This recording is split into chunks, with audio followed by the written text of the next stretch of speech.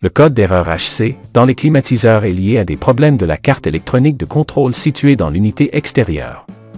Plus précisément, le problème se trouve dans le module PFC, correction du facteur de puissance, de l'alimentation de la carte extérieure.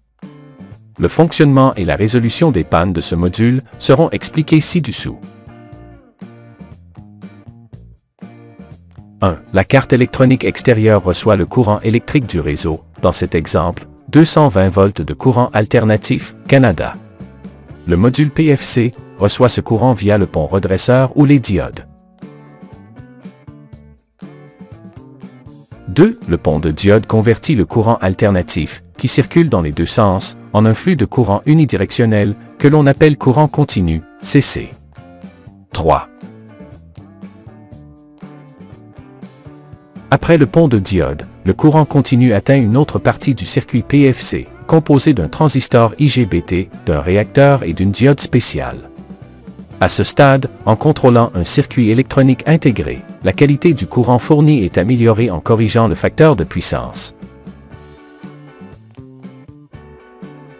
4. Lorsque le transistor IGBT est actif, le circuit PFC fournit du courant continu au circuit de puissance intelligent suivant, qui alimente finalement le compresseur.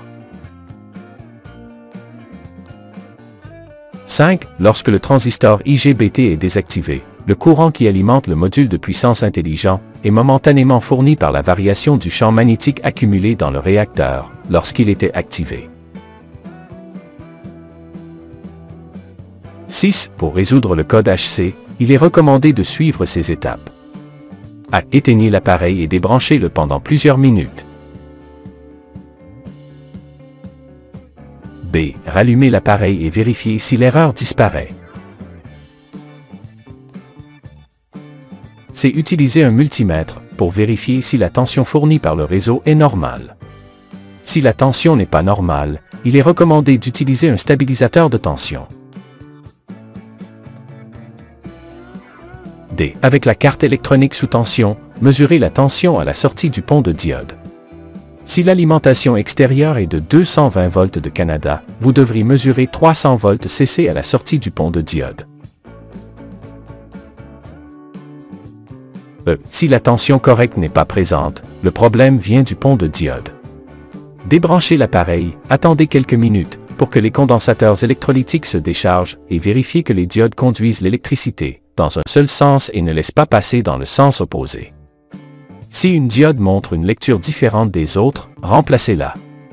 Si la carte possède les diodes intégrées dans un circuit unique, remplacez tout le pont de diode. F. Si la tension après le pont de diode est correcte, le problème se trouve dans le circuit suivant. Inspectez visuellement l'état de tous les condensateurs et mesurez leur capacité avec un capacimètre. J'ai vérifié les pistes du circuit PFC et mesuré la continuité électrique du réacteur du circuit PFC en le déconnectant d'abord. Vérifiez l'état de la diode du circuit PFC en gardant à l'esprit que les diodes conduisent dans un seul sens. H. Si les composants précédents sont en bon état, le problème peut venir du transistor IGBT ou de son contrôleur, le transistor IGBT étant plus probable, car il gère de forts courants. Pour vérifier cette partie du circuit, considérez les informations suivantes. 1. Le transistor IGBT se compose de 3 broches essentielles, la broche collecteur, la broche grille et la broche émetteur. 2. L'activation du transistor IGBT est réalisée par sa broche grille, qui nécessite dans ce cas une tension minimale de 5 volts par rapport à la broche émetteur pour permettre le passage du courant entre le collecteur et l'émetteur. 3. De manière didactique, nous pouvons décrire que lorsque le transistor IGBT est activé, le courant entre par la broche collecteur et sort par la broche émetteur.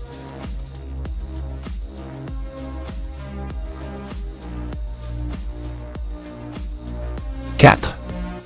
Le transistor IGBT est un composant qui agit comme un interrupteur électronique, permettant de contrôler le passage ou le blocage du courant. 5.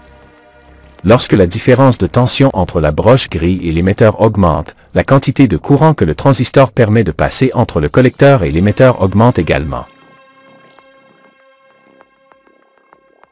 6. Le driver contrôleur du transistor IGBT est le composant chargé de fournir la tension nécessaire à la grille. 7.